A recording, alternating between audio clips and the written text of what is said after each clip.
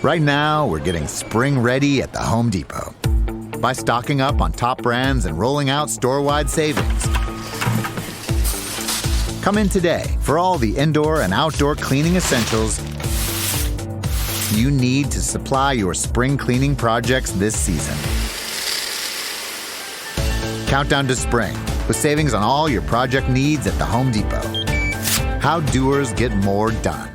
Did you know that yearly Medicaid renewals will start again soon? This means millions of people who were enrolled in Medicaid during the pandemic may no longer be eligible for coverage. If this may impact you, the good news is you have options. Anthem Blue Cross and Blue Shield can help answer your questions so you can find an affordable health plan for you and your family. We want you to feel confident you're covered. Click to learn more. Policy exclusions and limitations apply. Anthem Blue Cross and Blue Shield is the trade name of Community Insurance Company.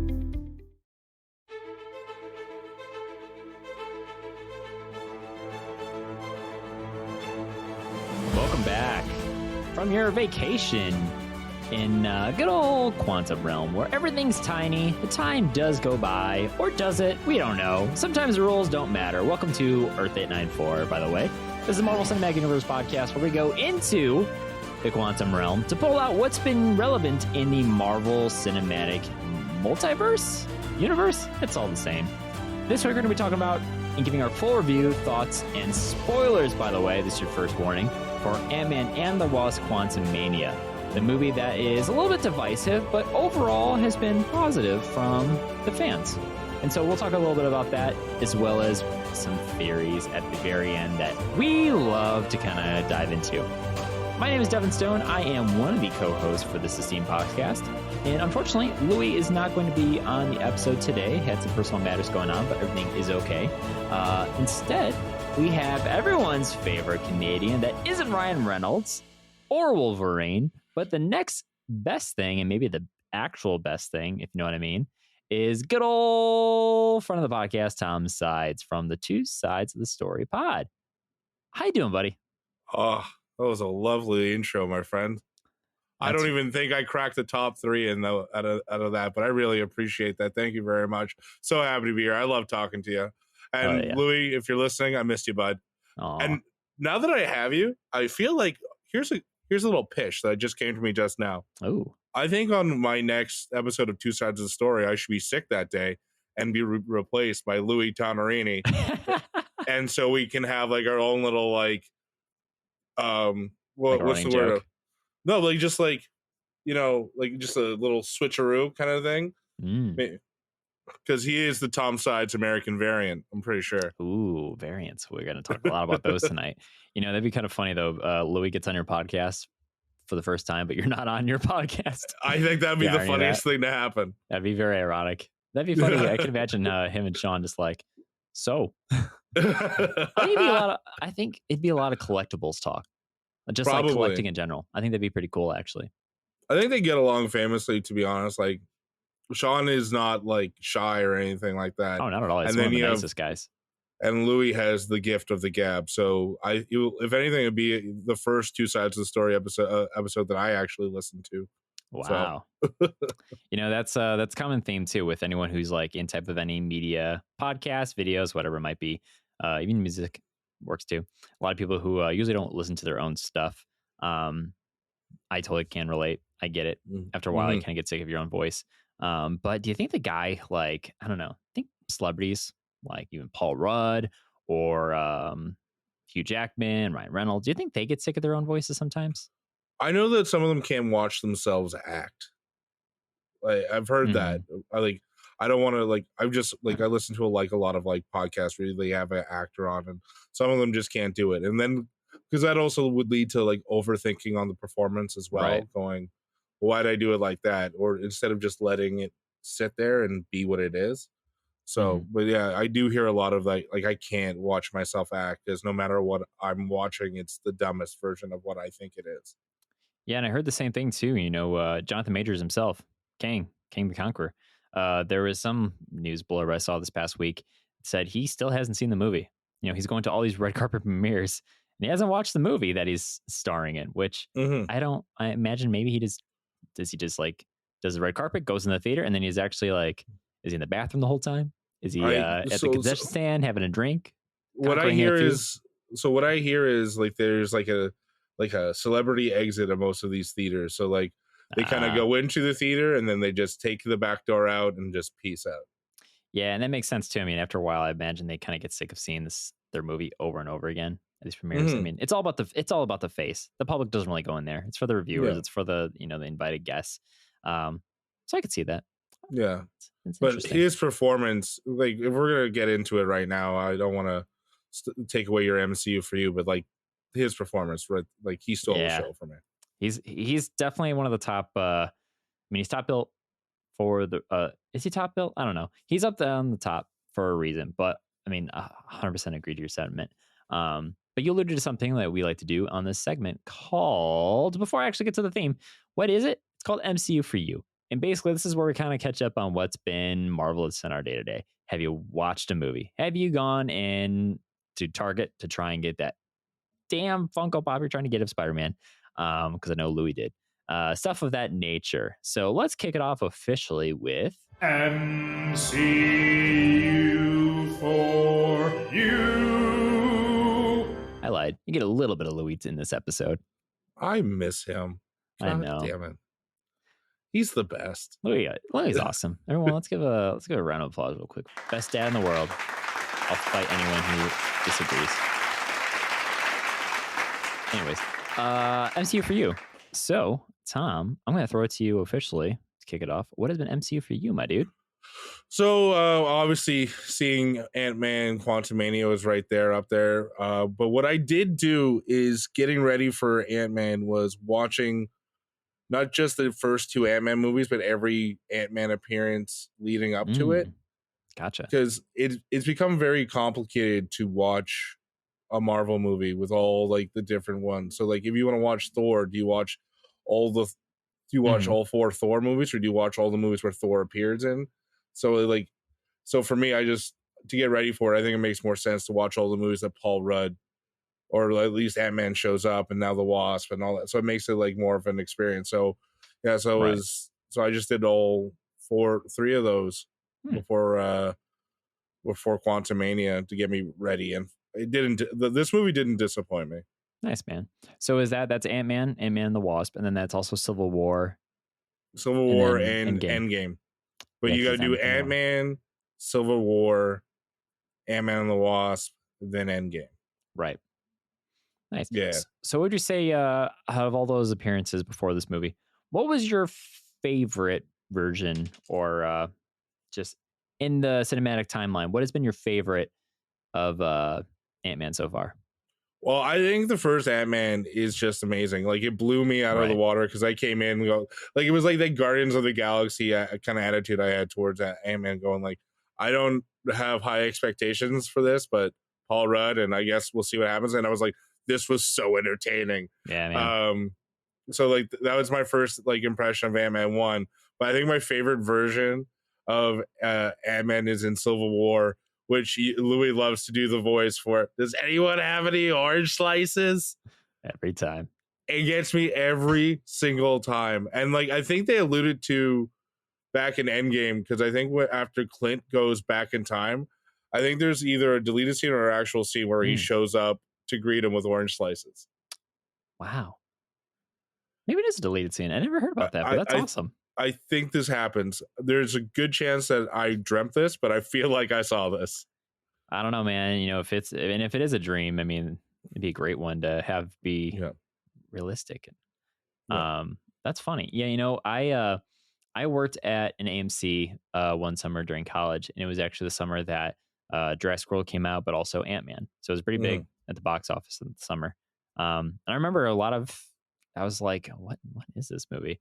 But going back recently, because we were doing a rewatch of all the Ant-Man movies to get hyped up for this. And dude, I totally agree. Like there's so much that I missed and don't even remember off the top of my head until I rewatched the movies of like how funny it is. And like all the funny little like hijinks that ensue and everything. It's a good time. And so I definitely felt pretty good. Just like on this Ant-Man kick. I wish we they're had feel more. good movies. Yeah, they really are. Like it's like what you get when you watch like I love you, man, or Forgetting Sarah Marshall, like even like anything you get like with a Paul Rudd movie, which is supposed to be upbeat, where you just can't help but just be like, oh, Paul Rudd, you charming son of a gun. Exactly, and it is great. But yeah, man, has there been anything else going on with you? Not a whole lot crazy. I mean, the podcast is still going strong. You were on a recent episode, and you were amazing. Oh, thank you. You were amazing as well. Thank you. And we have our good friend Lee from Lights Camera Rant coming on the show. We recorded a little while ago, and it was being released this upcoming week on Monday. So I'm stoked for that. Nice, man. That's pretty much what's going on with me. What's been MCU for you, good buddy? Thank you for asking, my man. Good sir, thank you for asking the question of tonight's conversation. Indubitably. Yes, let me grab my fedora and we'll be good. If I had a fedora, I feel like I'm looking back at 2007 MySpace photos of Devin that I hope to God or do not exist on the internet. I hope they still do. If someone can find it, no, please don't. So what's been MCU for me, man? You know, so of course, saw the movie, which we're here to talk about. Been playing a lot of Marvel Snap. Been having losing streaks with the damn MODOK deck that I have. It's been a real dick. I don't have this problem. Dude, it's a fun game. I mean, I spend enough time on my phone as it is. If I get into a Marvel Snap game, that's the end of me right there. I can't do that. It's gonna be Snap, Crackle, Pop, Drop It Like It's Hot, boy. It's game over. Well said. Thank you. I came up with that out of nowhere one day in middle school, and ever since then, I'm like, I am so clever. I'm so clever. But that's all I can do with that. It's not gonna make. I was hoping maybe if I came up with a really good phrase like that, I'd be able to be like a millionaire one day and be successful. Well, you grew up on like 80s, 90s sitcoms, right? So you thinking having a catchphrase is a good thing. Oh, Snap, Crackle, Pop, Drop It Like It's Hot. Oh. Put that on a t-shirt, buddy. Oh, God. Actually, that'd be pretty good. Get like the Thanos snap. Yeah. And Batman getting his back cracked. And then what would be the pop? What would be the pop? I don't know. I thought of like Anson Mount Black Bolt's head imploding. But that's not the pop I was thinking about. I feel like there's a better Black pop. Black Bolt's head imploding. That is the pop, though. Oh, actually, no. The Boys. The Boys has some good head pop and stuff. Yeah, it's true. Yeah. Fuck, that's a good show, too. Yeah. It's a really good show. Anyways. Aside from that, dude, we've been talking about a lot, especially on our socials. Louie and I just had our official 2023, the Multiverse of March Madness seeding kickoff. So we did a live stream on our Twitch. And so that episode's actually going to be coming out soon, a little edited version of it, taking out some like the chat and stuff like that. That actually gives an idea of what the actual bracket, our 32 heroes, 32 villains, and their seedings will be. That's actually live too on our website. We'll have more on this, of course, so a little preview. But we did that, and it was really fun. So people can start filling out their brackets. Go to earth894podcast.com/MOMM. It's basically mom with 2 M's at the end. Yeah. What do you think? Yeah. But yeah, dude. So we did that. It's been really fun. But the coolest thing. So for Christmas, Louis got me this really cool replica, authentic replica of not the Time Stone. Oh my God. The Eye of Agamotto. So he gave me that, and you can wear it and everything. It's pretty fucking legit, man. We have this really cool collector's corner where we show off cool stuff we got, Marvel and non-Marvel, in our Discord and everything. So I posted a photo of it. So good. Dude, it's so cool, right? Yeah. Well, because the whole thing is people say I look like Benedict Cumberbatch or a cucumber, apparently, from VeggieTales, whatever comes first. But one of the things I've talked about is I was maybe like putting a costume together, actually dressing like Doctor Strange. Well, Louis surprised me with an early Earth 894 podcast anniversary gift, and he got me Doctor Strange's cape, like an actual legit cape. It's pretty fucking cool. I don't have it right now. It's in my closet. I need to like, I was blown away. I was like, wow. That's so fucking awesome, man. Yeah, man. Louis this just proves time and time again. Louis Tonarini, great guy. Fantastic. Dad of the century. God, I just want to give that man a big old hug. We'll have to do a video of like, you know how they do those videos of like long lost couples, friends, and family like reuniting in an airport terminal. Mhm. We got to Oh, do yes. that if you ever come out to like us or vice versa. We got to do a nice of like the embrace for the first time of Mr. Tom Sides and Louis Tonarini. Oh fuck! That'd be a I good don't one. think the universe would be able to handle it, but that would be my honor. It'd be a great time. How are you with gift giving? Are you do you have a game of one-upsmanship now? So I'm sure Louis would talk about this if he was here. My Christmas gift came the day we went to see Quantumania. It came Okay. all the way from Ukraine because I got Louis, and I have a video and a couple photos of it I'll post soon. But I got Louis his own custom Funko Pop. So it's him as Wolverine. And it says Louis Dude, Tonarini. Yeah, it's sick. that's awesome. And what's even cool, like I'll probably put in this episode, show some support to the person on Etsy who did it for me. Amazing craftsmanship, great price, everything. And, you know, she sent it all the way from Ukraine. We all know what's going on over there. So love to support the shop. But she even made the box. She was like, hey, what do you want the color? And I was like, hey, can you do this? So it has our Earth 894 logo on the top center of the bar that they do in the front panel. And then the background is actually, you know, the white Funko, but the color is actually the space that we use for like our social media, our graphics and everything. So it kind of fits in line of like our brand and everything. So it's basically, he has the only in existence Earth 894 exclusive Funko Pop, but it's Louis Tonarini as Wolverine, and it looks so cool. That's dope, man. yeah. That is a very generous gift. That's a very heartfelt gift. Thanks, man. I'm sure you may have heard on our podcast, like I take like gift giving very seriously on it, because like I had like an ex-girlfriend once that had parents that just bought crap, and then they're like, here are presents, and you're just like, you didn't take time to get to know anybody. Sometimes it's a story. But like if you hear like a thing, or if I hear you say something, or if I notice something about you, like that shit sticks in my head forever. And if I ever can do that kind of act of kindness for you or whoever it is, I make a point to do it. Like that is, man. I respect that. But like that's the kind of stuff that you and Louis seem to have going on here. I love that. That's such a it's a beautiful thing, the friendship that you two share, and like you hear it on your podcast all the time. It's a lovely sentiment. And we're only like 15 minutes in and already trying to make me tear up. You looking for this? I did not tear up in this movie. I just realized that's the first movie in a while I haven't teared up in. Maybe I don't think that there's a moment where you could have. Yeah, we'll talk about that actually. I think that's fun. Feeding a little criticism. But yeah, aside from that, Multiverse and March Madness, man, it's kicking off. We're so close. So I'm stoked, buddy. I'm ready to get my bracket together and see how well I do. What was it? Before we move on, actually earlier today, Michael O'Rear from Star Wars, he was texting me saying his 3-year-old son was putting together his bracket and everything, and it was adorable. So he sent me what he has and everything, and so that was really cool. Nice. So yeah, check out the website, guys.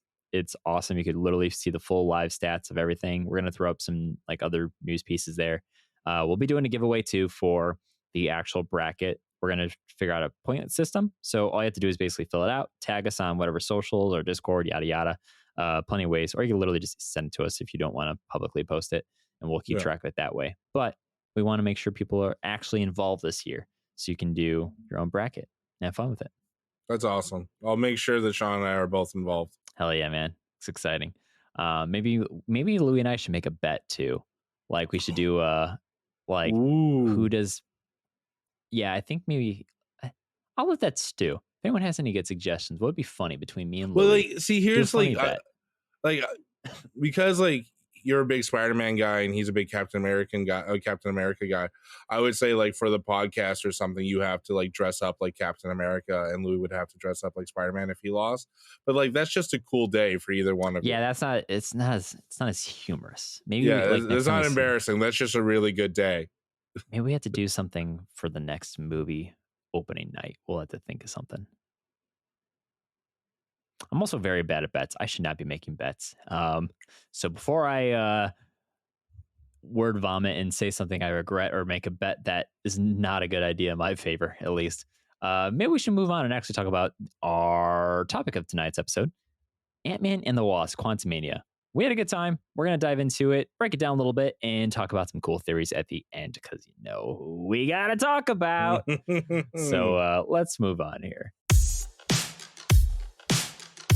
Oh, you looking for this? So let's paint the picture here. You did not see the movie opening night, correct? You saw kind of like the following week? I saw like the Tuesday it came out the following week. Gotcha. Decent crowd. Yeah? Yeah, decent crowd. What kind of theater you see it in? Like a standard, 3D, IMAX? D-Box. Just your standard, D-Box theater. Mm-hmm. My seat moved around while Ant-Man had his Ant-Man adventures. It was a good time.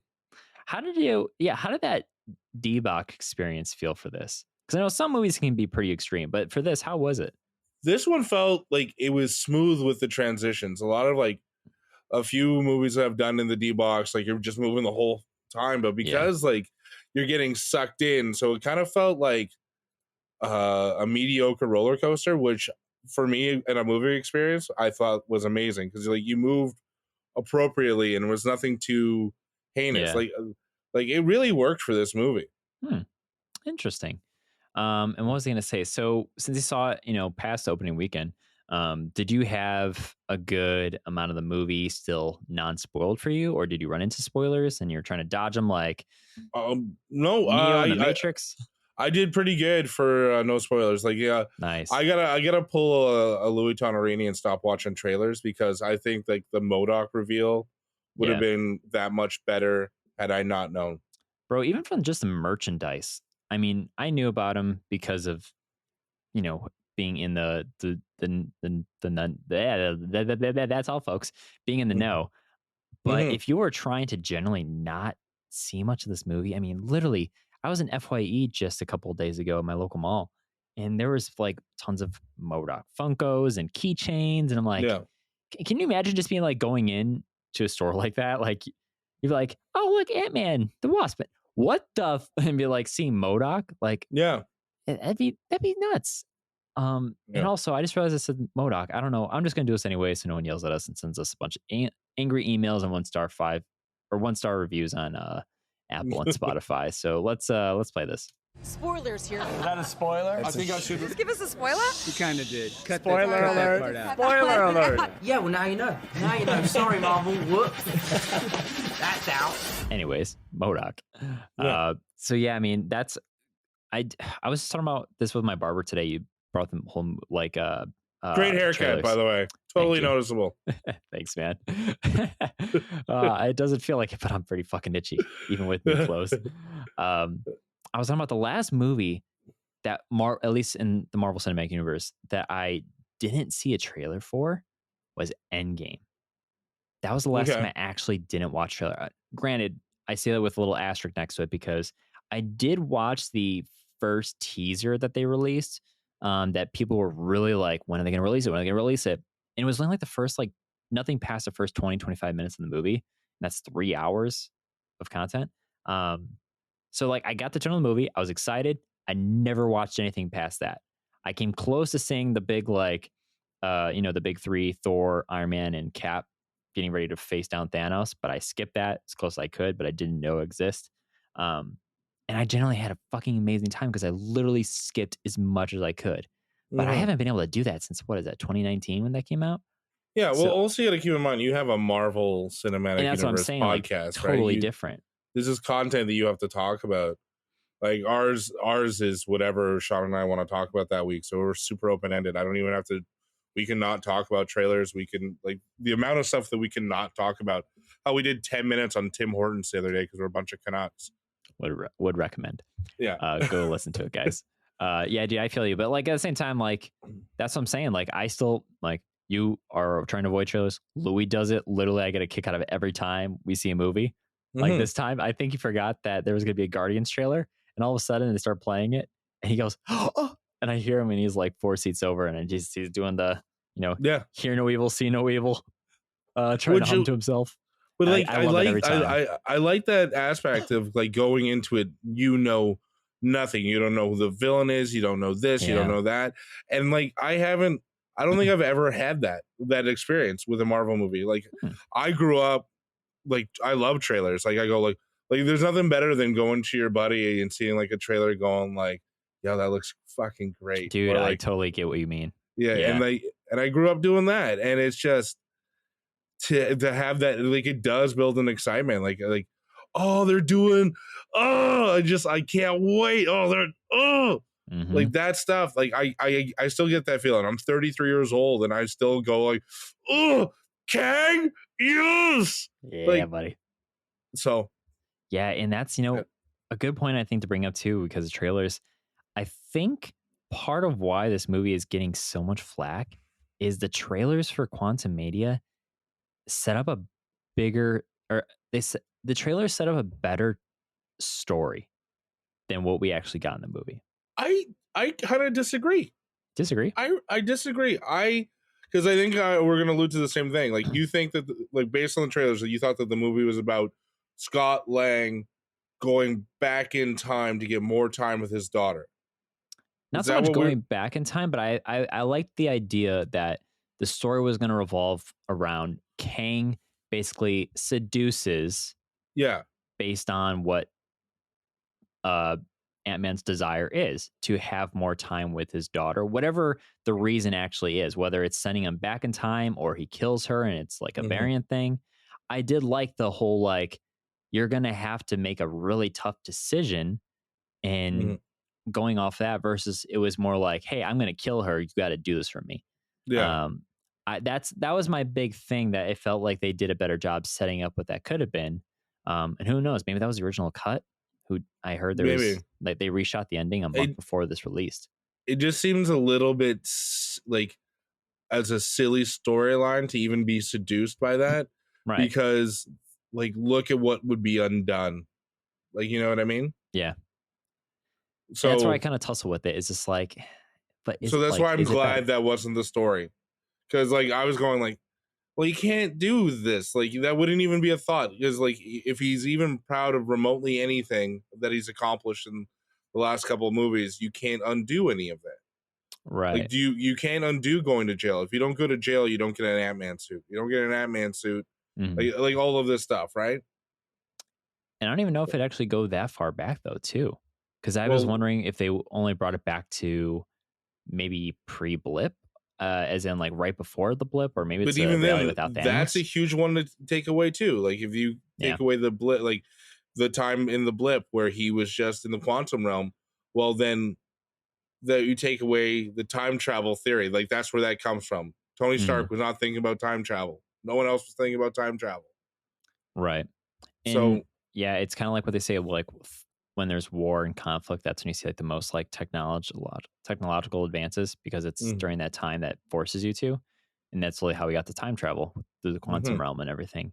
But one thing that kind of made me allude to that a little bit more too, that thought, was the fact, like, in the beginning of this movie, we see that, Hope is running the new Pimtech company, like, not with armor, not with weapons, but she's like sustainable housing and trying to solve world hunger with the technology that they have, which is fantastic. Yes. And then you even see Cassie is, like, getting arrested because she was going to, like, a homeless protest, which is, being like activism. Hank plays with ants. Janet watches Hank play with ants. But Paul, or not Paul, it's hard to separate the two. Scott, we see that he's, like, doing this book tour for Don't Forget the Little Guy, and you don't see him, like, we know he's a celebrity, but he's not getting that, like, A-list kind of cred. People think he's Spider-Man. The kids are the ones showing up to his books, not, like, a bunch of other people. So, you see the crowd, but they like criticize him at that, like, family dinner, saying, like, yeah, but what are you actually doing? Since, you save the world, we get it. We've heard it a million times, but what are you actually doing to continue? And that's why I thought, like, it can make sense. Like, he's struggles with internally with that, like, kind of not existential crisis, but it's like that internal conflict of, like, what am I doing? What do I stand for anymore?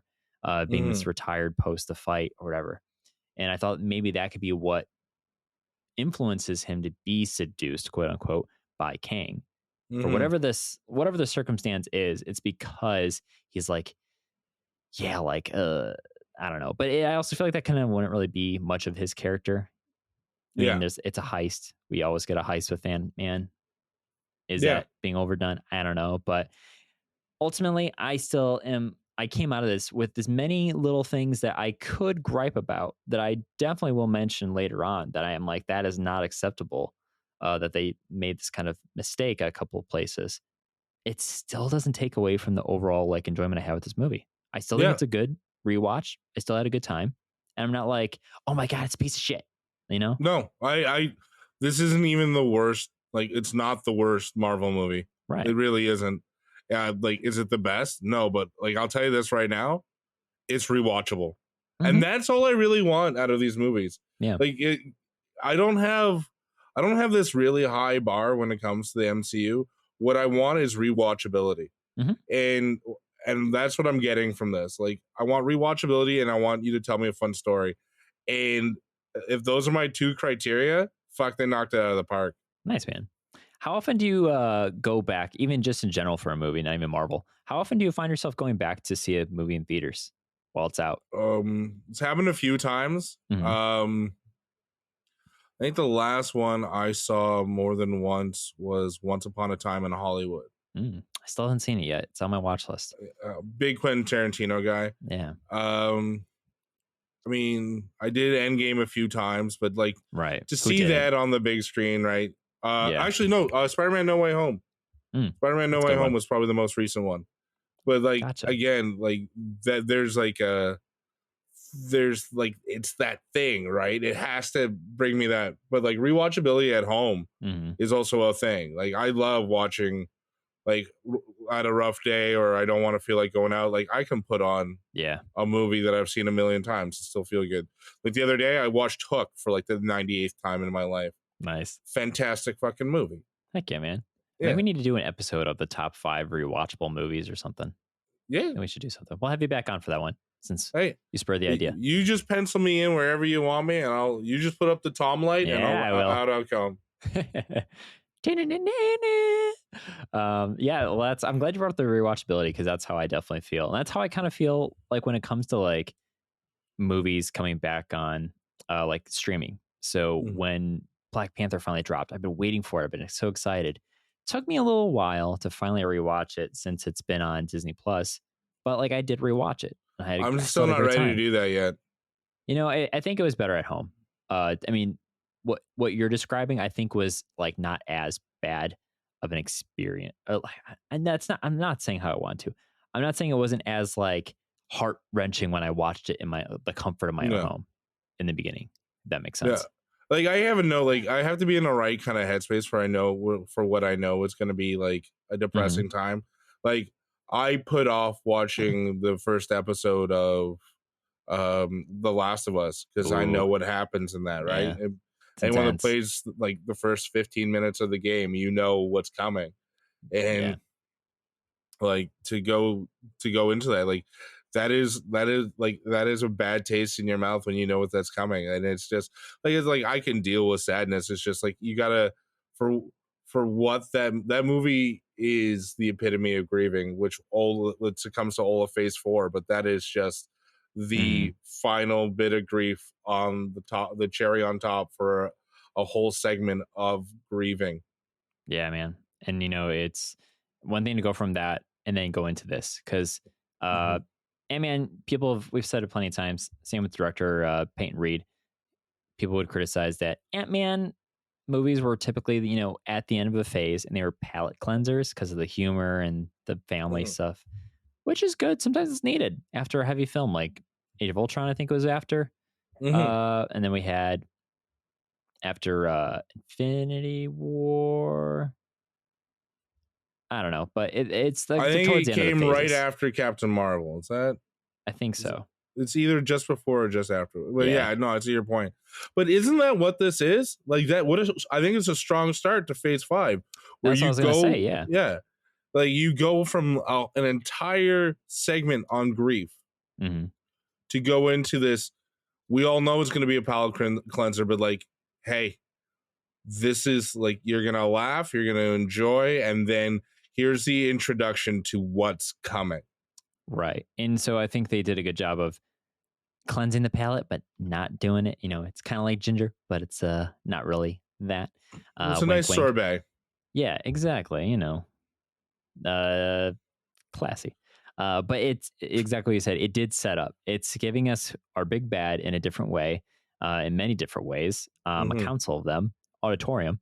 But we got to see stuff that didn't feel like Lily just, just having a funny time to make us feel good at the end. Yeah. I think Spider-Man has kind of replaced that a little bit. Yes. In a way. I agree with you there. What I loved about this movie was just like there was comedy, but there was comedy within conflict, and then you had that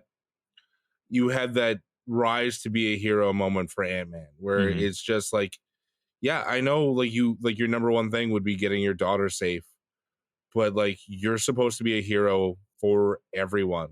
Yeah. And these people, whether they're a part of your universe or not, need your help now. And Agreed. like that also, like that kind of story of being able to step up the plate whenever you are required, that is a beautiful story being told as well. Yeah. And it's like the story of the hero, right? Like you don't really get to see, wasn't something that you got out of Ant-Man thus far. Rise of the occasion, grow to the whatever. There's tons of size euphemisms and metaphors there, guys. Look for it. Give it a good Google search. But I agree, like this movie still had ways to achieve that without making it just silly. I would I would go on record saying that this did a better job of balancing the serious moments and the laughable moments way better than Love and Thunder did. That was just like on a roller coaster. It's like you're going all the way to the drop, then you're going all the way down again, and then you're up for a drop, and then you're all the way down again. With Love and Thunder was just like, whoa. This felt like a more kind of like if you ironed it out a little bit, it's less like waves and troughs. It's a little bit more like a steady ride of like, okay, we can go to here, and it didn't feel like it hits you. Not saying Love and Thunder bad. It was just like more of like, whoa. I feel that. I can hop on board with that opinion. It like you said it pretty well. Like there's a lot of two extremes for things within Thor: Love and Thunder, but like I'm with Louis. I absolutely adored that movie. I'm like I think it's me, Louis, and like 3 people in Vancouver that just really enjoyed it. This one, it was just like I was never bored. Like and then like the new characters that they gave us, I found delightful. Did I miss Louise and all of those guys? Yeah, I did. But like, you know what? They gave me so much within like a 2-second scene. That 2-second scene of Scott Lang and Jimmy Woo having dinner together. Yep. And then he does the magic trick again to Jimmy Woo about, hey, we're gonna like I'll treat you to dinner. Like that was lovely to me. And that was just like, because that callback to like, do you want to have dinner? And then like maybe they do, maybe they don't. Like Jimmy Woo was just such a wonderful character to me in that sense of just like he's so wonderfully awkward, but he's just doing his job, and also like he likes Paul Rudd. It kind of reminds me of Heat, that but like to a less intense version of like the relationship that Pacino and De Niro have. It's just like we're similar, but we're different. But I respect what you do in a sense. Like that's funny, man. Good pull. I did like that part. I kind of wish that part was a little bit longer. This movie does move along pretty quick, but I mean, that's some of the stuff that I really missed from this movie. And I think if I hadn't rewatched as many times as I did Ant-Man and Ant-Man and the Wasp, I probably wouldn't be as critical about the down to earth, the funny stuff that makes Scott Lang with like what you described with Jimmy Woo and Baskin Robbins and that shitty cake. That was like great. Like that. It's great. Robbie had a retirement from cake making. It's like, that's a cake. But also like, if you were Ant-Man, really, like, would you go back to Baskin Robbins? Like what offer aside from being employee of the century? Really, like you fired me when I needed a job at my worst, and you want me to do what for promotion for you? Kindly go fuck yourself, Baskin Robbins. Well, I think that also is a point to show that like Ant-Man is a celebrity, but he's like a kind of a joke celebrity. And like, he's doing like appearances at a Baskin Robbins. And I'm pretty sure that wasn't even the same Baskin Robbins. I think that was a different one because it showed this one at like a storefront versus I'm pretty sure the last one was at a mall. So I was like, ooh, different Baskin Robbins. Yeah. Is it a continuity error? No, it's not. I don't think it was a strip, a mall, but it could have been like a strip mall. It looked like, yeah, right. Yeah, like multiple businesses on a road kind of thing. Yeah, exactly. I think they just shot all that stuff on just one block, to be honest. Yeah. They probably just did it on like a soundstage somewhere. It's a studio or something. But yeah, I mean, that's stuff I kind of wish we had a little bit more. I still, after seeing the movie, I 100% think they could have fit Luis somewhere. Even if it was just brief at the very beginning or the very end. I mean, if you had enough just to show at least Jimmy Woo for a little 2-second cameo, you could have at least, I think, given. Well, like, here's why I'm okay with not seeing him.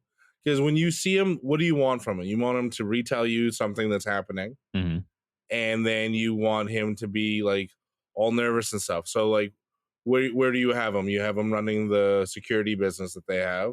But then you're going to have him just like retell you what story. Like, he's not part of he's not part of going to the quantum realm, so he's not going to tell you that. He can tell you about like the work week of like the struggles they had with like a security thing, which could be fun, right?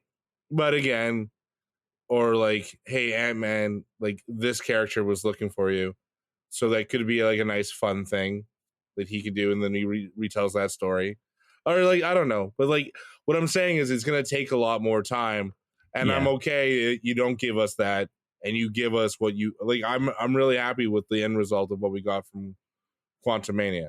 Yeah, it's a good trade-off because, like I said, I mean, they kept the story moving. They didn't dabble too long, which is kind of against what I'm saying, I guess. A little hypocritical. But, I mean, I thought it would be funny if you made Luis in the security actually Ant-Man's security when he does his, like, book events, when he shows the place. Make him the security because it'd be wacky as hell. It'd just be like... That's a great idea, man. That is like, that's probably the proper use of them. Yeah, it is. That's probably that would be the proper use for them.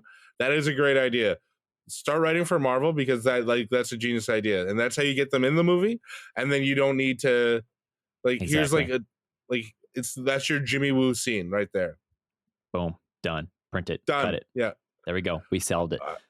So that's all I would pretty much say. But I mean, we kind of still got David Dismalshin back in a sense. Was he the Goop guy? He was Veb. Yes, Veb. And I have to remember this guy's name every time. These names are that guy stole the movie for me.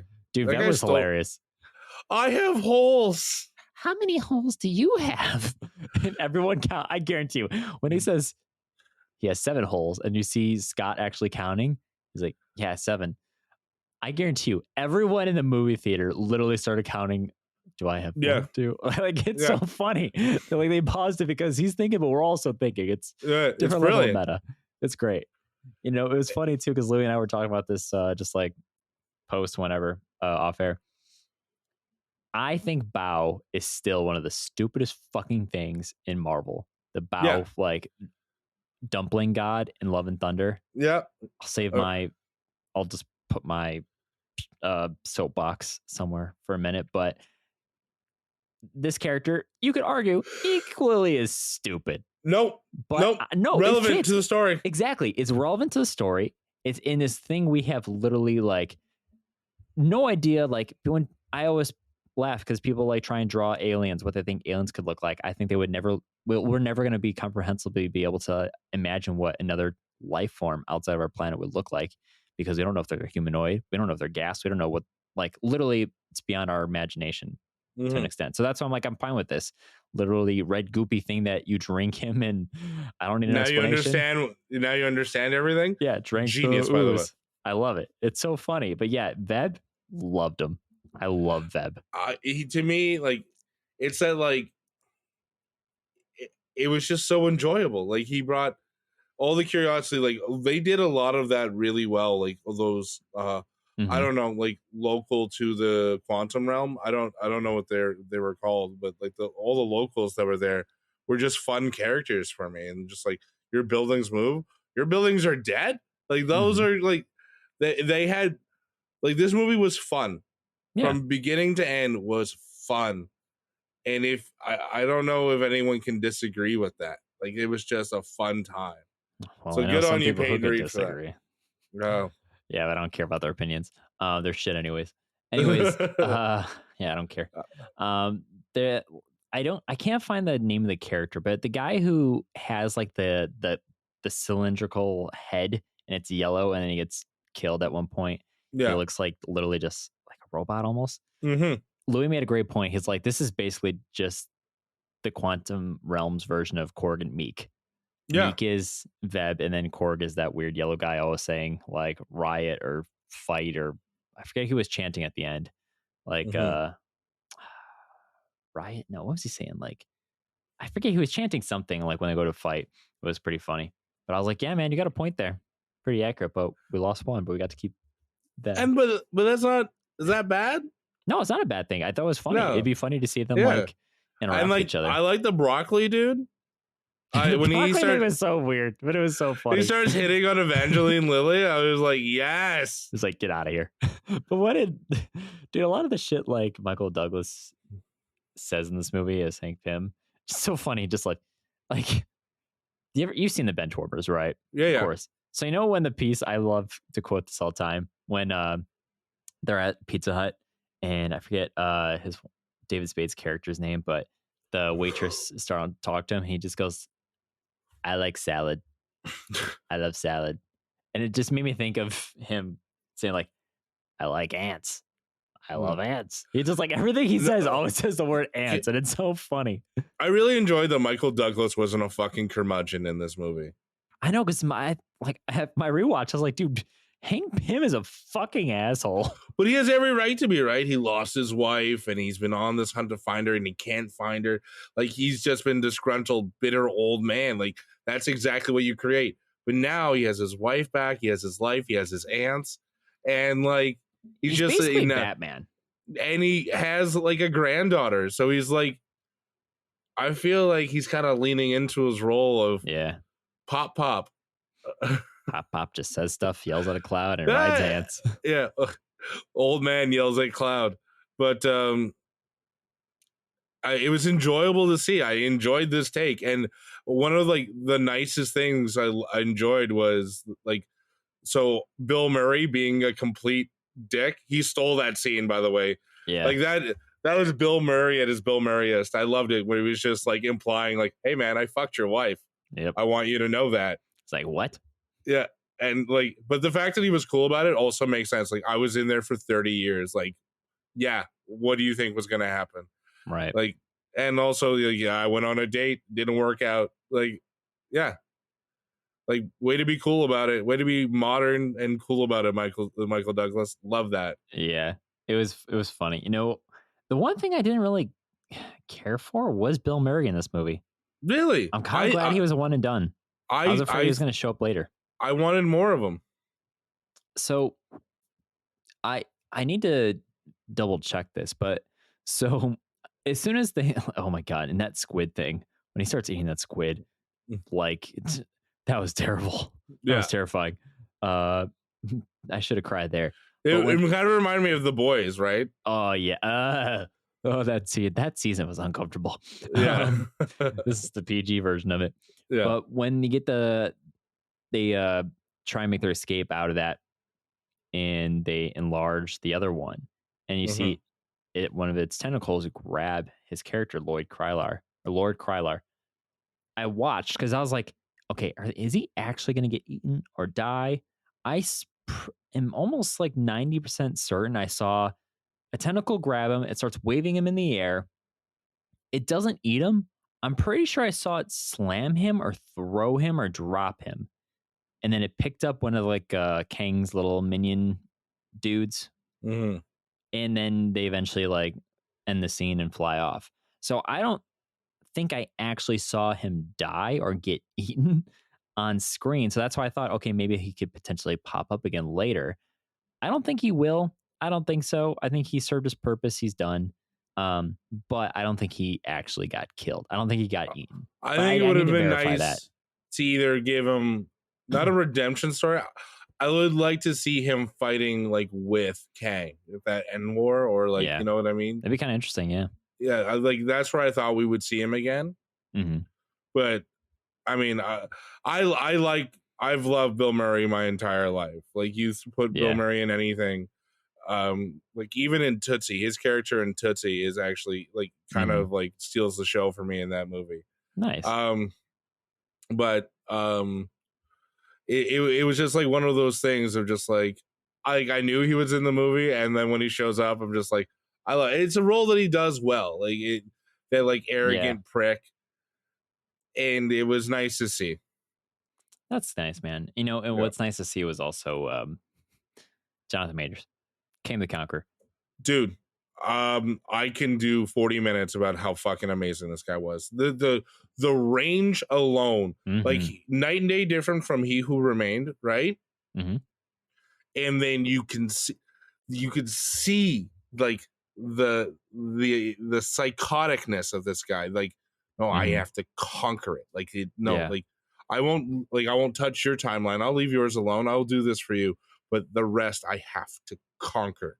And I still don't believe that he was going to do it. I think it's one of those things like, I'll make sure you're safe and she's safe. But everyone else in your timeline, they're fucking like done. A disease, and I am the cure. Like that's my impression of Kang. Like, don't you kind of want to see what he did to Thor? It'd be interesting. Yeah, because he was like, "You're not the one with the hammer, right?" Like, dude, it would have been pretty cool too. I don't think it would have happened, but if they could, imagine if the movie opened up, or even just we get some type of really cool flashback where it's just Kang fighting the Avengers in a different timeline. So you actually see RDJ as Iron Man, you see Steve Evans as Cap, and whoever else. You don't even need to do that. You could actually have fun with this. You could see like different characters and like different actors as these things. That's what I love about the multiverse, right? True.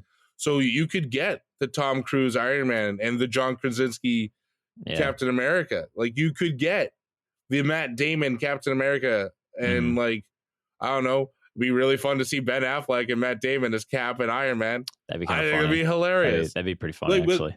But like, you know what I mean? Like you could have free reign and so much fun with this. You can go in any direction, and that's what I love. And that's what I love seeing about like when we started seeing like at the end there the all the Kangs that were available to us. Like and like if this was their worst one, like I don't know what's to come. You know what I mean?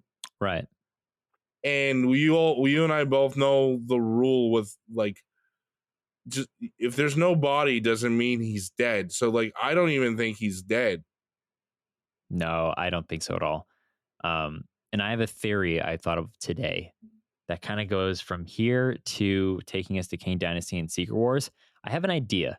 I don't really feel too confident, but I have an idea. I'll save a little bit to when we get there. But yeah, man, I think it would have been pretty cool if we got a scene where it actually shows him fucking just wreaking havoc and killing them, and then eventually shows him crash landing, and then it picks up from where Janet's story takes place of recapping when she met him. But that would have been like, that's how you see that this guy is scary, dude. You actually see him slaughtering them. Now, maybe that is in the cards in the future at some point. They just didn't want to do it here.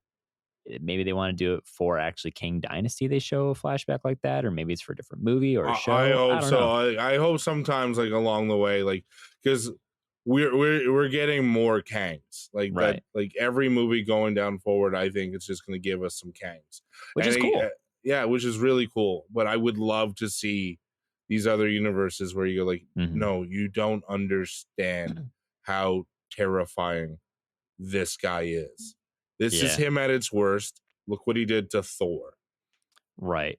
And some people gave, and this is where I'll argue, people who say that Kang is like a schmuck. Thanos is so much badass and blah, blah, blah, blah, blah. Like, yeah, Thanos is a great villain. Will not disagree. But why do you think, like, to people whose point is, no, Kang in this movie is a fucking joke. He lost a goddamn ant and blah, blah, blah. You got to think, he fights all these timelines. It's always different. And I lost my train of thought. Where was I going to argue this? Oh, what was I going to argue?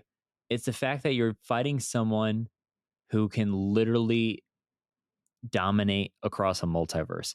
It's not Thanos is controlling and being able to travel time and being able to fight everyone. There's just another, if this one's weak, there's another version of him that's 10 times stronger and scarier. Like Thanos is Thanos. We saw him lose to 839 in Multiverse of Madness. We Yeah. see him losing to the Illuminati on Titan too, so he didn't even make it to Earth if we follow the same events that we saw in Infinity War.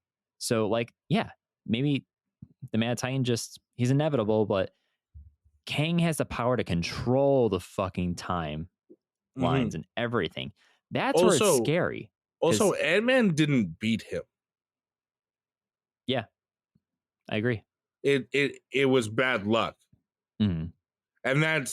And that goes for like most like hero versus villain fights. Like a lot of it is just luck. None of them are ever better than the villain. The villain is always fighting dirtier. They're always fighting like better. But like if it wasn't for those ants, like Kang's put at a disadvantage. Like he doesn't have like that laser shooting from his wrist. Like this becomes like like I don't know much about Kang. I really want to read. Like now I really want to read about him. I want to learn all I can about him now. But like I don't know if he has super strength or he brings anything to the table right there.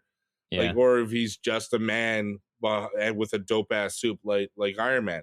But that fight scene was really cool.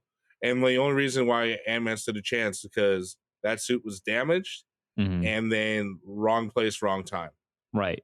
And exactly. I mean, it's like Kang is very dependent on the suit, just how like Thanos is very dependent on the stones. But Thanos is also fucking big and partially. He kicked the fuck out of Hulk, buddy. Yeah. So he's a big dude and he can fight. But also, Kang, we saw, dude, his punches. He must have been working on Creed 3 at the same time with this movie. Oh, dude, or at least getting into shape because I could hear like his breaths in IMAX. Ugh, yeah. Dude. Terrifying. Yeah. But that performance alone, like you like, and then like to see like the range that he's gonna have to have. Just like if you just compare the two that you've seen on screen, the He Who Remains and Kang the Conqueror, and just because he calls himself the Conqueror doesn't mean he's that Kang the Conqueror. You know what I mean? Like, right. There's an infinite. Just because they say he's the worst one doesn't necessarily make it so. There could be a worse one, just more intelligent to know to keep his fucking mouth shut. Yeah, and I think that's what's kind of interesting too, because like we got to see later in that first post-credit scene, basically the Council of Kangs, which I think that is actually the Kang Dynasty. Yeah, they're probably going to refer to them as instead of the Council of Kang. Because if you think about it, I was thinking about this. So I have this idea. Before we got the movie, I was getting hyped. I want to make a t-shirt or like a graphic, whatever, parroting NWA straight out of Compton, but it's going to be Council of Kang straight out of Quantum. And one of the tracks on the mixtape is going to be called Ain't Man. In parentheses, Ant-Man Diss. And I was like, I came up with stuff. Then I thought about it like NWA. We know what it stands for. And I'm like, okay, Council of Kangs. But what does that stand for as an acronym? COK. I'm not going to put cock on something. So I'm thinking about that.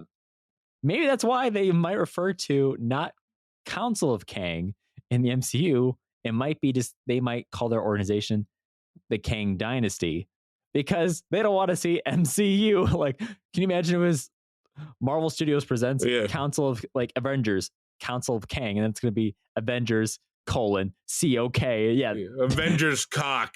Yeah, exactly. It is not going to be able to play well. And you're going to get every fucking Karen with the bob cut running into Marvel Studios. I love it. Feige. So I think that's why actually it's Kang Dynasty. And now it made more sense to me after seeing that. But to that point, so many different Kangs. I think this actually is the Kang the Conqueror. I don't think the other ones are Kang the Conqueror because we saw Immortus apparently, we saw potentially Iron Lad, and then we also saw obviously the Pharaoh Ramatut version of him. That's like the top 3 honchos. So I think that's why he is the Conqueror, because he doesn't want to listen and follow to everyone else. That's why they cut him out. So I think that's why this is the one that is the most terrifying. Yes. At least for the MCU. And he delivered on that performance. Like even I was like you're going like you fast forward to like the very end there where like Scott Lang has that inner monologue of going, he also said that if we didn't let him go, there would be more of him and they'd be worse. Did I make a mistake here? Is this wrong?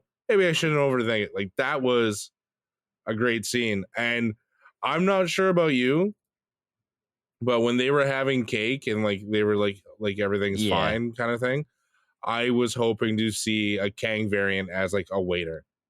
Oh, that'd be kind of interesting. That's what I was kind of hoping to see. Like, there's like interesting. Yeah, like I know that the Kang variant in that universe is, you know, Wong, but whatever. I'm not gonna have that discussion without Louis here to be disgruntled with. Yeah, man. There's I'm trying to figure out, because I agree. I want to read more on Kang, and I heard there was a pretty like shorter Kang the Conqueror run in Marvel. I think it's actually just literally called Kang the Conqueror, and it kind of gives you a good like story of him. Because those other versions, I want to know like who is the most powerful. I mean, I'm going down rabbit holes here, and I want to misspeak on that. But it's exciting because this is the first time we're getting like your big bad. There's so many versions of him, which is why it makes him a terrifying opponent. Because how do you keep fighting someone who always is different, same guy-ish person or gal, if it's a variant of that degree, if they go that far. But I mean, it's like he's always going to be able to you're like constantly unable. If you don't adapt, you're never going to win. And it's like, how do you beat something that's always infinite? And it's crazy where Thanos is Thanos.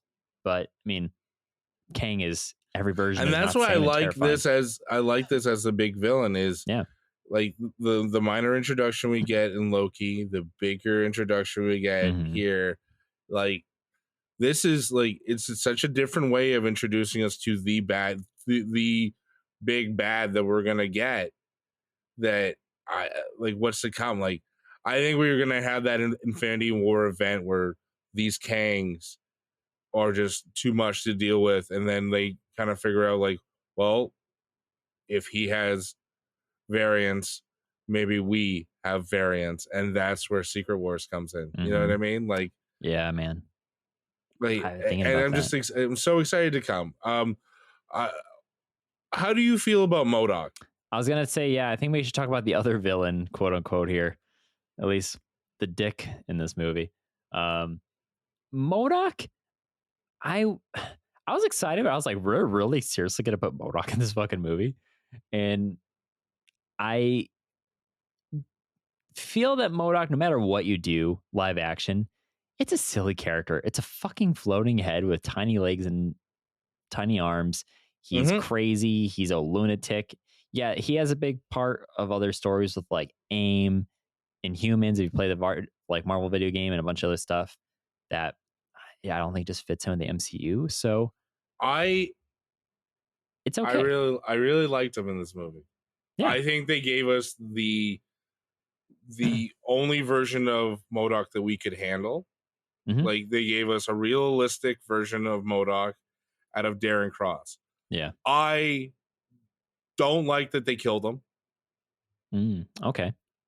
I didn't want him to die. I didn't even want him to have a redemption story. I don't want that. I actually wanted him to sneak away, to go out of the quantum realm, and I want him to start AIM. And I would love that. Honestly, I would love that. That was one of my predictions. Yeah. I wanted like him out. I wanted him to somehow escape and just be in the background, all that stuff, and just being like a side villain to other villains, because that is how I know MODOK, and that's what I like about MODOK. He's never like the main villain, but he's always helping somebody, and he's all like not only like the greatest weapon, but like he's a thorn in your side. Yeah, he's a pain in the ass. And like that's what I wanted for him. I wanted him to always kind of be around. But I guess like this kind of character doesn't really fit anywhere else, right? Yeah. So I feel like they gave us the best version of MODOK we could have gotten. Honestly, the CGI thing didn't bother me. I saw a lot of like the Spy Kid memes versus that. Yeah, he looked ridiculous, but like, yes, MODOK's supposed to look ridiculous. Like, there's exactly. It's a ridiculous character. Yeah, so like, I don't know, like I feel like they justify how he got there, and I like the Darth Vader scene. that they did for him, Uh, where you see his tiny legs and ass. yeah. Like I died at that. I thought that was amazing. And to me, that they added a comic relief that I don't know if it was necessary, but it was nice to have. And like when he has that moment of redemption where he's like, "I'm not a dick," Yeah. and like at least I died an Avenger, or like Scott, you've been like a brother to me. What? Yeah. That's my thing. I'm so They glad they met did that. once. I'm so glad they made it a bit where they weren't just going to be like, yeah, man, you did good. You were good. It's okay. We'll remember you. The whole time they're like, what the fuck are you saying? Sure, we'll go with it. Just shut up and die. Yeah, Like, it was just, and then like, well, at least I died in Avenger. Yeah, okay. Yep. Yep. And that's why I felt like that was actually like consistent to Ant-Man's character. And it's yeah. fine. He's just like, what? Like, okay. And the fact like Darren just keeps like holding, like putting his hand on his head too, His like on the tiny cheek. hand. Yeah, it's so it made me think of like the Deadpool little baby hand. Yeah, from I Deadpool. loved it. Honestly, I loved it. Like, they could have done a lot worse, and I'm pretty sure like MODOK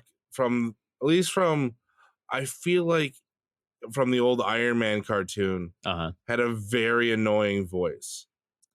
Yeah, that's what I always picture. It's always like kind of like a Skeletor.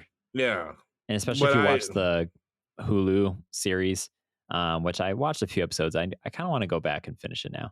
It's okay. I mean, I like Patton Oswalt. Like, I didn't finish it, but I also, I don't know, when it stopped, I just got annoying after a while. It's just I just kind of got like, all right, this feels repetitive. But yeah, I agree, man. You can only do so much with just a totally absurd character. But I don't know if I really liked him trying to be good all of a sudden. But it kind of makes sense because they drop breadcrumbs like Kang abuses him and everything. And I guess he finally, like, they say, hey, you're going insane from all this, yada, yada. The suit or whatever Kang did to him makes him more absurd. But the best part of MODOK was 100% when he's like the guy in the chair for Scott when he goes into the probability storm, I think it is, trying to get the power source back for Kang. That was great too. He's like, Darren. MODOK. Yep. What's up? Just like, yeah, what's going on? Just like that, like, yep. Oh yeah, that sucks. Just like that shit was funny. I would totally love to see more of that. Yeah, I love that. And like even that scene, like the probability stuff, I thought that was really cool. The scene, like the one Baskin Robbins, Scott Lang there. And like to see that like a lot of them are Ant-Man, right? Yeah. What the hell? Like, what the hell? Yeah, like I thought it was like I wouldn't mind. I wish I could have seen like still in prison Scott. Yeah. Never like gone to prison. Versions. Never gone to prison Scott. That's a good point. It was kind of odd that they all had it only Scott, and then it was just that one random Baskin Robbins. I wonder if they maybe did that because they wanted you to feel kind of lost, like you got lost trying to remember which one was actually the real Ant-Man. But they kind of made it easy for you to tell who it was the entire time. Did you hear? This is probably one of the best parts of the theater. Our entire row was fucking laughing, dying laughing. Our group. When they see the Baskin Robbins Scott show up, all the way in the back, you can hear one Scott go, "Did he bring ice cream?" Like that was the best thing you hear, just like buried in the mix, just like, wait, did he bring ice cream? Yeah, I heard that. Funny. I was dying. So and that's funny. That's what you get with Ant-Man. Like honestly, like it's consistent. With I do not enjoy these movies. I don't know how anyone could not enjoy these movies. There's this level of comedy that comes with them that is just so delightful. Agreed, man. And that's why I think this movie, like I said, flaws and all, what carries this movie is Paul Rudd is Scott and Jonathan Majors is Kang. Your hero and your villain carry it. And that's good. Do you think the actress that played Cassie in Endgame could have done what the recast did. I see your point. Okay. So I think so. And that's me saying a little bit ignorant on the actresses. And I feel bad. I don't even know her name. I don't really know much of her catalog of what she's done outside of it. But I mean, like, I know the one, like the girl that they replaced with, I can't remember the actress's name, but the one in Quantumania was in Supernatural for a little while. Catherine Newton. Yeah. Yeah. So I don't really, she was probably my least favorite part of the movie. I'll be honest. I don't think she did a good job as Cassie. I think I know she's a good actress. I've seen clips of her from other things. I think she was directed and written poorly. And that sucks because they wanted to get someone more well known to play this character because, hey guys, this is stature technically from the comics. You're bringing in another young Avenger essentially. So you want someone a little bit more star power. You want someone a little bit more like. This but is also like, know that before. Like that is some Kevin Feige shit that they should have known before. Like I don't know. Like you could have made a woman's like a young actress's career here. You know what I mean? Well, it's because that's what the MCU. That's what the it's MCU just does. shitty because the girl, I feel so bad. We keep referring to her without her name. But the actress who played that quick version of Cassie in Avengers Endgame, she didn't find out that she got recast until they announced Catherine Newton at like a convention or something. That's when she found out, like, oh, fuck, I guess I'm not going to be this, potentially a superhero. And that does suck. But also it's like, I agree. Like Kevin Feige is 100% spread way too thin. I'm really glad, actually. It sucks for content perspective, but I'm glad they're dialing it back on the number of releases and everything from the shows and the movies. Actress's name is Emma Furman. Emma Furman, thank you. So, yeah, I think Emma Furman at least should have been given a chance to audition for this again to retain her character. But it's also from a continuity standpoint. Like, you completely changed her. And it's pretty... Well, we got to get used to that. Different. Because it's happening with right. Thunderbolt Ross. It's happened with Don Cheadle. Like, sometimes for the better, sometimes, like so far I'm not mad at casting changes. I just, but what Marvel does is it creates actors and actresses. Like, it's like Star Wars. Tom Holland was a bit of a nobody. He did Billy Elliot on the Plate, and he did that one movie with Ewan McGregor when he was a kid, and he's been around, but like you look at his stock after playing Spider-Man, dude's in everything. Yeah, exactly. And then that's what Marvel does. Like Jonathan Majors, unknown until he does what's that show Lovecraft he did on Country? HBO? Yeah, Lovecraft Country. And then they cast him here. Now he's the it guy. I think he has 3 movies out within a short within a year. I think he has like 3 or 4 movies out. Yeah, he's going to dominate shows and movies for the next, basically since 2019 all the way up until like 2026. He's going to be the new it guy. He's going to be that new it guy. And it happens all the time where like when someone's stock goes way up, they're in fucking everything.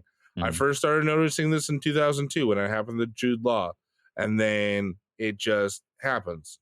Exactly. Jennifer Lawrence, it happened with her. Like you become Chris Pratt, happened to him, man. Like they're just in everything because they have so much stock that you can put them in any movie, and guess what? People are going to see it because they are in it. Mm-hmm. Yeah. So I hope we had, I don't know. Maybe on a rewatch, I'm going to pay a little bit more attention to Catherine's performance as Cassie. I'm not totally convinced. It's kind of like how I felt about, who was it? Who I felt like I wasn't too sold on the character yet. It was actually Brie Larson as Captain Marvel. After seeing her movie, I wasn't too sold on her and the character just yet. Like, you see RDJ, fuck, that's Iron Man. You see even Tom Holland, fuck, that's Spider-Man. But like Brie Larson, I just hadn't felt it yet. But also the character's OP and weird timing. So I don't counter out just yet. But like, I was hoping that if you're going to try and get someone you want to be bigger, more clad and everything for this character, but they kind of underdeliver, then it's like, well, why did you, was that worth the recast and changing character? Maybe if you made her a variant, I thought it'd be interesting, but that's a little too much. that's jumping off a cliff you can't come back from. But Right. to your point about Brie Larson, like honestly, I think she's perfect.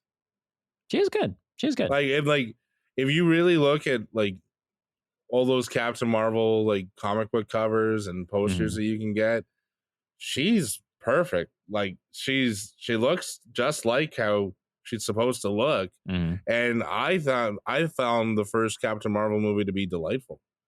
I think that maybe part of it was the movie itself. It fell flat a little bit for me.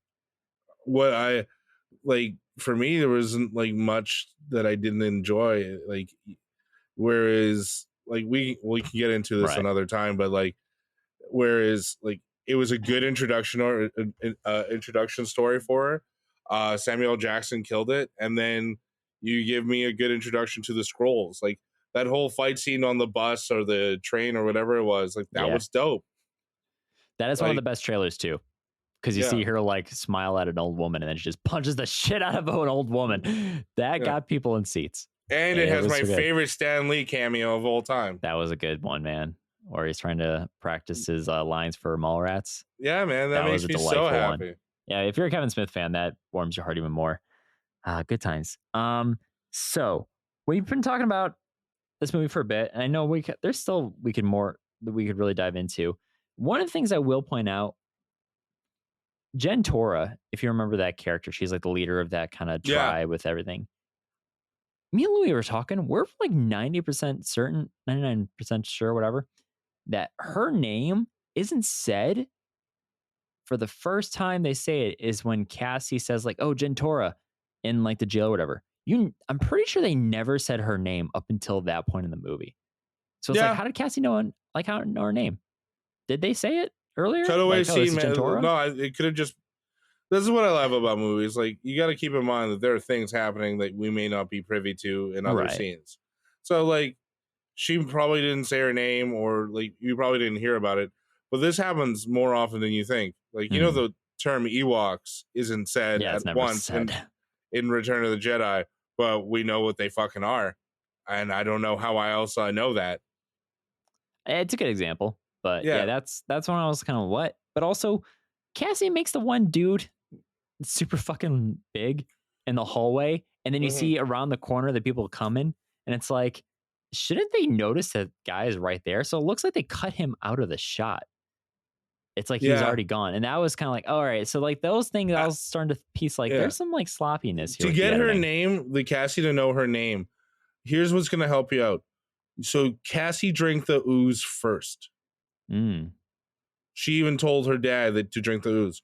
So you would think that there's probably a head start on at least getting names.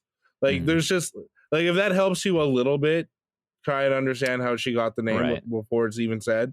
Yes, as a fan, we would be confused. Like, they never once said this character's name. But if you want to think outside the box and have a little bit of fun with it, there's little points in the movie where she could have learned the name and it not be hurtful to the story.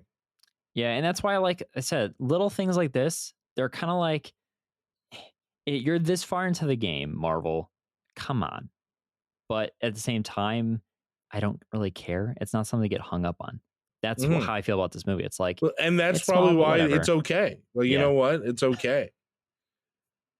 It is okay. And it's okay to not be okay sometimes, guys. No, but it's also that. But like, you could also point, like, if you can have this discussion, you go, well, she probably learned her name at this point, and we just didn't see it because we didn't have the conversation because we couldn't understand yet. That's fucking, and that's what gets fans like us to discuss, right? Yeah. Like, it's that what's in the briefcase in Pulp Fiction, right? We'll never know. Quentin Tarantino's never going to tell us, but you and I can nerd out forever going like, I think it's this, or like, so like you and I can, like, we're having this discussion now, like, that was probably when they had it like then. Like, we tell our own story based on the information we're given. And that to me as a fan is fun. Yeah, man. That's a good point to look at. I respect that. And like I said, it's something you can move on from. It's to point out, but you don't have to get hung up on it and like take away from your overall experience. And if you really let stuff like that sour your movie going experience, then you must live a very dreadful life. They never showed me what was in the briefcase. I want to know. This is trash. Blah blah blah. They make stuff stupid, and I don't know. There's a lot of stuff I've seen people say and criticize, and I'm just like, well, that happens with everything. Shut up, dude. The thing I've noticed about like movie critics and all that stuff, you get more. It's the misery loves company. So like, it's clicks. You get more clicks from hating stuff than you do appreciating. Yeah, no one wants to hear going, "This is great." Yeah, what a time this was. Fucker enjoys everything. Have a critical thought.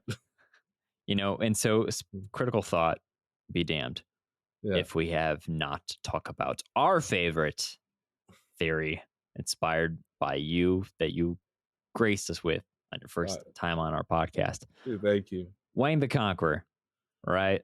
We didn't get a Wong this movie. What's wrong with that? I don't know. That scene with all the variants were in the that was too quick for me. I couldn't point him out. He could have been there. But I'm pretty sure the last Kang that's screaming or like yelling and looks at the camera in that crowd, I'm pretty certain that's a scroll version of Kang. There was like I thought so. A scroll. I thought so too, but there's like an alien version of Kang. Yeah, because it had like the scroll kind of nostrils that are kind of like chopped a little bit, angled, and I'm pretty damn sure that's a scroll, and that's what got me so fucking stoked because I think I forget who on our prediction episode actually predicted it. I don't think it was me, but no, I think it was. You had something to do with scrolls because you did, baby. Yeah. If it not like because I can't remember her name, but Disney lady, Ashley. Yeah, she was bringing them up, but like also she was also trying to sell you got to put $1 into a bucket if you're gonna say scrolls again. Scroll. Yeah. So I think we'll give Ashley credit on that one. But that got me stoked. But this is what started to make me think. So Louis and many others, they think we're crazy. They think we got aluminum foil hats on, or Wing the Conqueror, and blah blah blah. But this movie gave me proof that it could work, and it can work. So bear with me. This is what I'm going to predict for the next part of Phase 5 and Phase 6. This is going to take us all the way up into Kang Dynasty and Secret Wars, potentially. This is my crackpot theory. So if there's scrolls, if there could be a scroll version of Kang, there 100% could be a Wing the Conqueror. But it doesn't have to be Wong. But there could be a version of Kang that became a Sorcerer Supreme. So that's essentially Wong. That's essentially Doctor Strange. So we're still kind of getting Wong the Conqueror. It's just a Sorcerer Strange. And or that scroll could turn into Wong. Exactly. Even better. There we go. But what made me get more like this is possible is because the second post-credit scene is we get basically a little teaser for Loki season 2. Which was so dope. Dude, I was fingers crossed, they're going to show us a scene and go into a trailer. I was fucking hoping, but we didn't. I'm still happy. That was so cool. That was I was a chill scene where like this Albert Einstein looking fucking Kang. Yeah, man. And I'm just like, I think there's actually a version of that in the comics too. Yeah, it's something timely. I can't remember I saw an article about this on Nerdist, I think. And it's so hard not to like deep dive this stuff without like having it potentially ruin what's to come. Right. I like knowing that's the hard part. I like knowing just enough. I need to know just enough. Yeah, man. I think this might be one I go into because there's so many possibilities. We don't know what they might actually go with, other than they're probably going with the 2015 version incursions of Secret Wars, not the 80s Battle World. But they could bring them back, combine them or something. Options are endless here, and like Kevin Feige's just gonna go with whatever comes, like whatever feels right. And the Kevin bot and the algorithm. Yeah, I'm down. I'm happy. This was to me, this was a strong start for the Phase 5. It put me in a good mood. Yeah. I have like there's probably critical things that are wrong with it, but as far as like what I want from a Marvel movie, it hit everything I wanted it to hit. perfect, man. And so going back to that theory, because of Loki and everything, we see that this Kang is one that's even further back in time. So that's why I was like, okay, it could be anywhere. It could definitely be 100% a possible Sorcerer Supreme. But when we think about this, is if we're going to go to Kang Dynasty, if these Kangs are unhappy that the Avengers or people are starting to be able to fight them essentially because they took down this Conqueror, I think what might happen is a civil war of Kangs, because now that Kang, and this sounds funny saying the same name all the time, but we don't think Kang's dead. He's back in that probability storm. And what happened to Ant-Man when he's down there? We saw millions of versions of him until they aligned on a common goal. And he said, I'll fight them again. I'll keep fighting. I'll do it every time. So Kang's probably not going to die in there. He could probably become stronger with his collective self and fight his way out, and maybe brings more versions of himself to battle the dynasty. I don't know. But the thing is, instead of Secret Wars being about like, oh, you need to fight the heroes, fight the villains, and all these variants, yada, yada. What if Secret Wars and Kang Dynasty is really going to become a team-up movie between Kangs, the Council of Kangs, and the actual Avengers and the variants, where they have to fight Kang variants of every version of our heroes and villains. So you get a Doctor Strange, Wong teaming up against the Sorcerer Supreme version of Kang. You get an Iron Man version fighting the Iron Man equivalent of Kang. You get a fucking Hawkeye Spider-Man version of Kang. Like, I could kiss you all over your face right now. See, that's my point. Maybe it's actually supposed to be Kang is fighting, and they have to fight that way, because then it makes more sense cinematically, maybe, if you have to fight like that. But I also know in Secret Wars, the incursions is like basically battling this Earth trying to exist. This one can but only also exist, like, yada yada. could you imagine like a battle of the Kangs using like certain Kangs going like, we need your help, and then like there's evil Avengers, so like a dark version, like there's always but there's also like, I'm not like, they do it in DC all the time where like there's a storyline where I see where you're going. Like if Clark Kent actually, like, Kal-El landed and was raised by the Luthors, he would be evil. And then there's like a whole other version where they become like the Justice Lords, and they are a dictatorship and they rule with an iron fist.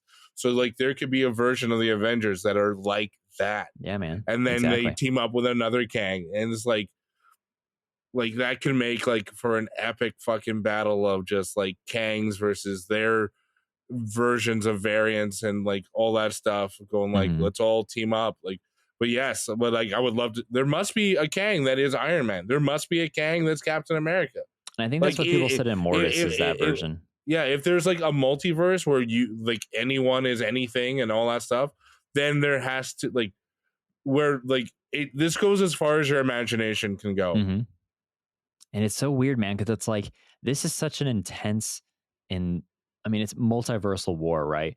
So it's so massive. And when I look at the projects we have coming up, it's everything from Secret Invasion to Ironheart to Daredevil to like, how does this all fit in to bring us to the point where we actually have Secret Wars in this Kang Dynasty, these crazy Avengers clashes, and like the war for the multiverse? I'm just like, it gets me excited because it's like, clearly there's got to be a through line and a way to connect it all, but like how we build up to there, like it has to be like, are we going to get a Kang in every project? That's like not a Stan Lee cameo, but just to show like Kang is everywhere. You make it everywhere. It'd be kind of cool. Know what I would like now, instead of like a Stan Lee cameo, because we can't do it properly. Yeah, like maybe like give me like a random thing, like a picture of Stan Lee or something like that. They've kind of done that so far. But I would like to see, give me a scene where like, just where somewhere in the background and you blink, you miss it, you see a Skrull just turning into somebody, or a Kang in the background, like a very difficult game of Where's Waldo. But if you are paying attention, you will see it. Like, you know, that you ever watch the show Community? Oh my God, love Community. So you ever notice in the Law and Order episode when they're talking at the hot dog stand? But if you pay attention in the background of the library, you see one girl walk out, wipe her mouth, and keep walking. And then you see another guy walk out, zips up his pants, and keeps walking. There's a hilarious blowjob joke just in the background, and you blink and you miss it. That's and funny. then there's like another episode where you don't see Abed all episode. Where he's doing the birth for the friend. Yeah, all in the background, and then they just said like, "Hey Abed, like where you been?" I was just hanging out in the background, and it was legit just doing that. Like it was awesome. Like it's such a meta show, but like I would love to see something like that. And there already has been callbacks to Community through Avengers. I mean, Danny Pudi has showed up, Donald Glover showed up, the Dean has showed up, Shirley has showed up. I mean, we're missing Joel McHale, and technically he showed up in Spider-Man 2. Yeah, so now we're just waiting on Britta and Annie. True. And maybe Chevy Chase if he's not fucking angry. Yeah, he's not coming back from the movie confirmed, so I doubt it. Yeah. But that's what I'm saying. Like if you put in like a little background of just like that's a fucking scroll right there, that would be dope in every movie now, because that's what we're kind of facing where and maybe they have been doing it. Like it's not just what Avengers a scroll, it's just who among us is a scroll. Louis would be shaking his head so damn hard right now. But I know, but I love it. But that's where we are with this, right? The introduction, and that's where we are with Secret Invasion. That's what it is. There was a great version of Secret Invasion where Captain America was a fucking scroll for like the longest time, and he was just captured. Dude, that's why I'm really nervous because I have such high hopes for Secret Invasion that, you know, in the comics, you found out all these characters were scrolls the whole time. It's mind blowing. Can they do it in this? Is like, I'm worried that we're going to get reveals, but they're not going to be as crazy as what we would hope to match the comics level. And that's okay. But I'm trying to set my expectations appropriately. But like also, who would it hurt you to find out that they were a scroll? Like, let's say like the number one scroll right now to pick is Rhodey. Right. Like, doesn't that kind of hurt you a little bit? Yeah, because my thing is too, like, the reason why I'd argue that he isn't a scroll is because we've seen when they get injured pretty bad, sometimes they revert back to their scroll selves. We saw him practically almost die in Civil War. He was in a suit. But yeah, he didn't also you can't turn back see into that. a scroll. You can't see that. I think his face would have changed. His legs were the ones that got hurt, not his face. I'm just saying. Yeah, but if he was like knocking on death's door, I think he would have turned back into the scroll. But I'd have to go back and watch Captain Marvel. But also, you know, your rules can change sometimes. They don't have to play by them. Yeah. Either way, I'm stoked. That scroll, I think we saw at the post-credit scene. Yeah. So excited. If we get a scroll, fuck yeah. Yeah, and like so, like there's gonna be like some like disappointments in movies, and like I would like to know how. Like, please tell me how long Nick Fury has been a Skrull. Yeah, that's what I want to know. I want to know how long he's actually been off Earth, and I'm sure they'll do a flashback. Has he been off Earth since Winter Soldier? I'd say he probably. I don't know if I had to guess. I think he left after Winter Soldier, but he kept coming back for random points when needed, and that's why we got him in Age of Ultron. We got him in something else. I don't know, man. I think he was still healing, and he just like he just knows when he has to make an appearance. Yeah, that's what I'm saying. I think he just showed up when he the time wasn't really necessary. He just sends what's his name going like Talos. Yeah, Talos going like, I'm not healed yet, but I know I need to be there, so go be there. Maybe there's like an app where it's like calling an Uber, but you can just call a scroll to like go be for a day or something. Yeah, that would be dope. It's a very weird scroll B&B or something. Just like a wedding that you don't want to go to, and it's like for your like girlfriend, like she knows the people, and you're just like, I'm not gonna know anyone there. Call up a scroll. That is $1 billion business idea. I would love that actually. Yeah, and then they don't need a home anymore. They have like might be onto something. Yeah. Awesome, man. So before we kind of do a little some shout outs of what people shared some feedback on this movie, what would you rate this? Do you rate your movies out of 10, out of 5? Where does it sit with you? If I was gonna give it out of 10, I think I give it a strong 6.5, 7. That's respectable. Yeah, I don't think it's not. I wasn't mind blown by anything. I think visually stunning. I thought it was great. It was a great start. I I'm positive like it's a passing grade, but like, and I'm gonna watch it again. I know that for sure. I'm going to watch it again. I'm not, however, gonna be like, dude, Quantumania. Yeah.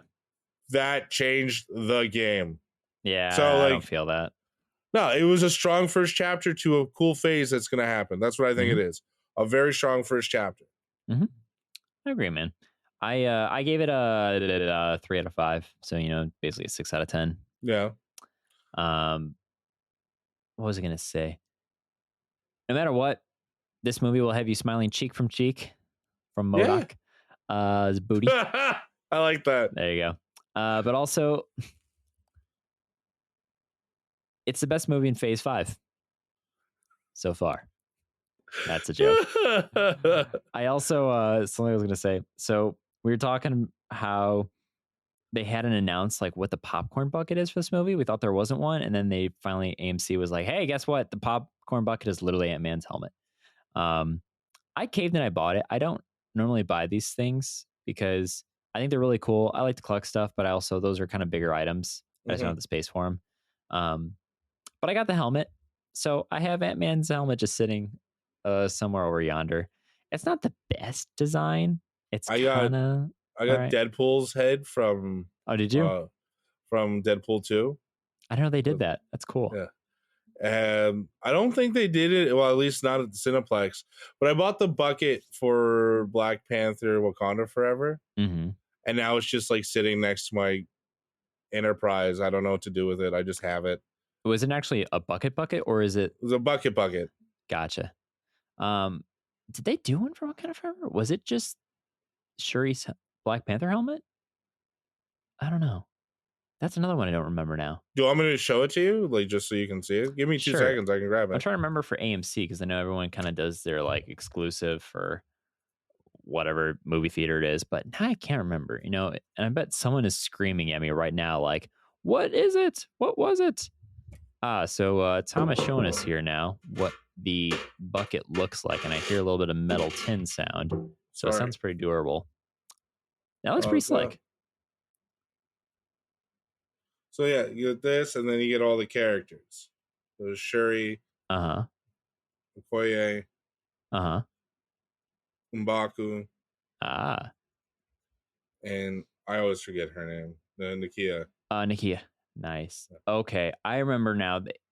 So the one they had for AMC, Wakanda Forever, it was a type of triangular type of bucket, but on the sides it lit up. That's always a gimmick. All these light up. And it does look kind of cool. It's very gold black, and on the side it has the Black Panther light up. But with the Ant-Man one, his eyes light up.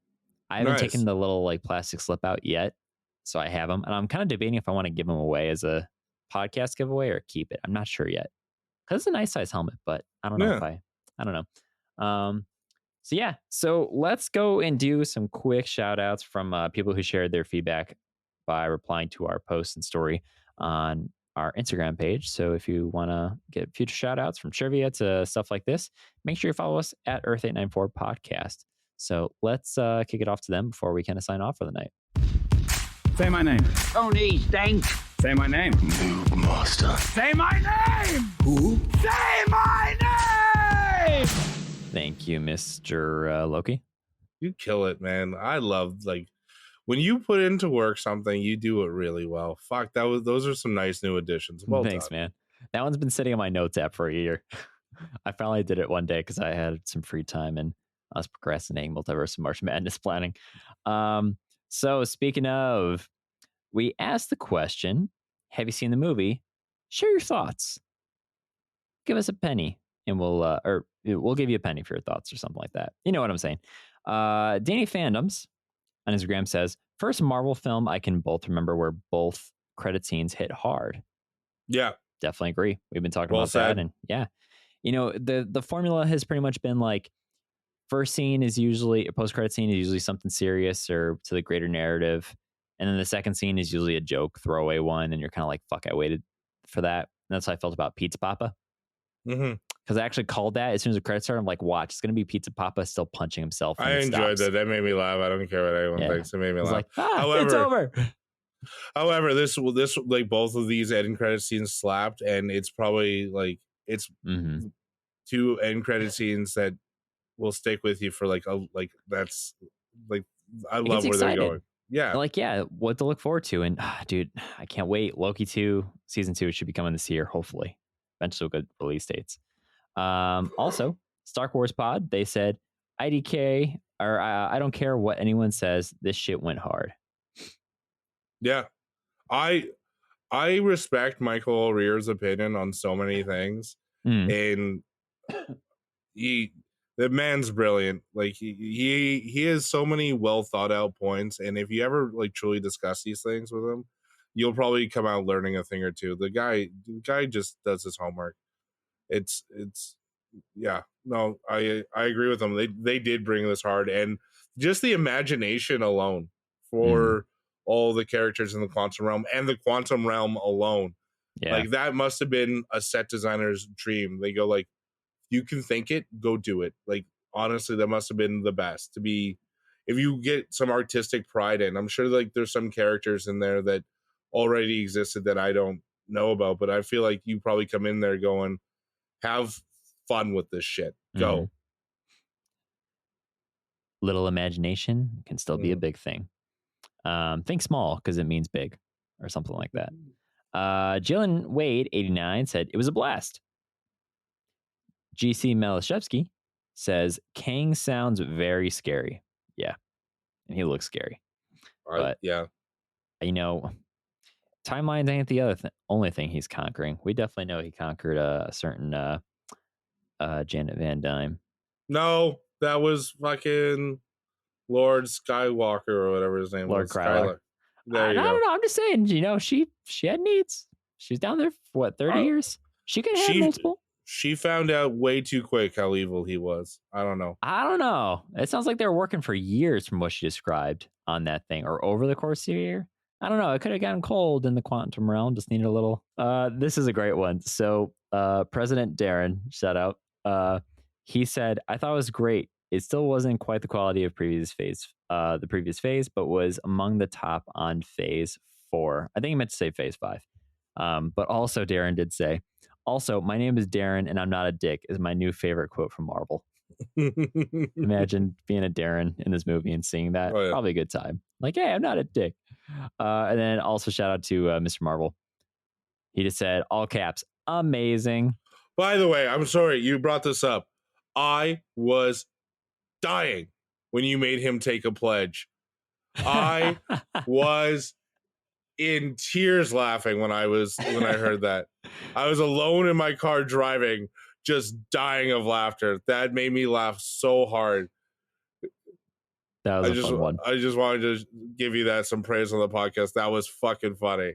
Thanks, homie. You know, that was I didn't warn anyone ahead of time before we recorded. I just did on the moment to give a little dig at Brian, but also he took it like a champ. He was super chill. He rolled with it.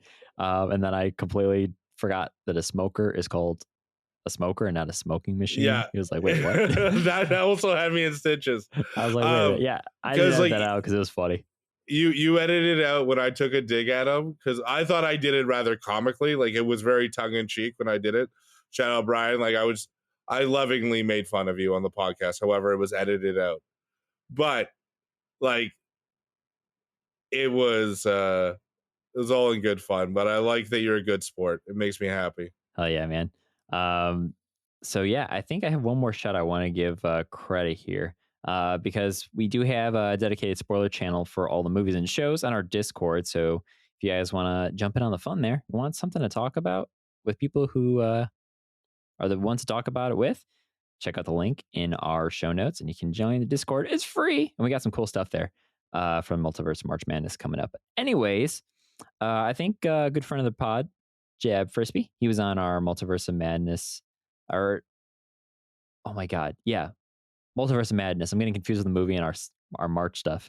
I believe he had a cool thing about MODOK here. That was kind of interesting. I forgot it. Oh yeah, this is a good point. He said, no Fantastic Four in this movie. Did not get it. which I was hoping we get a little hint at or something because of the quantum realm and Kang and yada yada. But the closer we got to the movie, I was like, yeah, we're probably not going to get them. And that's okay. It's probably going to happen at Comic-Con this year. So that's what we got, guys. Yeah. Tom. You know what? I think you'd make a decent Reed Richards too. Who? You. Me? Why? Because I'm an asshole? No. God, no. I'm teasing, you put the white around here, at least for cosplay purposes. You can do a decent Reed Richards. There we go. I bet a lot of people could do a decent Reed Richards. Sue Storm included. Oh boy, you can tell where we're at the point of this podcast. But thank you, man. That's flattering. Yeah. I say you would really kill it as Captain America. I don't think I have the body type for Captain America. Hey, thank you very much, though. I do a Killer the Blob. I'm the dirty bubble. Oh my god, I was at Starbucks today waiting, doing some work there while my car was getting worked on, and no joke, out of nowhere, I had to stop because I heard the fucking song from SpongeBob SquarePants where he sings about his pants ripping. Yeah, started playing over the speakers. They stopped their playlist and started playing that song, and I was like, okay, that's cool. And then a few other songs played later, and all of a sudden I hear the Itsy Bitsy Spider playing, and I was like, what the fuck is going on at this Starbucks? Yeah, funny times. But Tom, is there any final thoughts on Ant-Man and the Wasp: Quantumania? Anything you're looking forward to? Anything we didn't cover today?